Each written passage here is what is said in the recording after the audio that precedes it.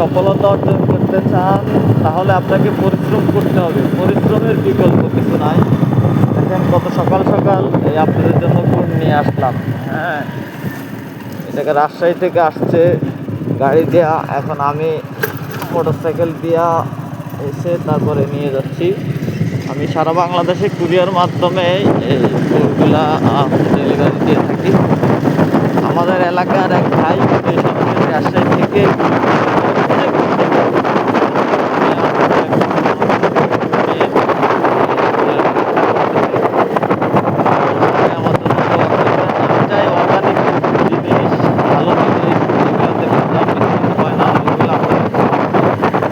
চেষ্টা করি।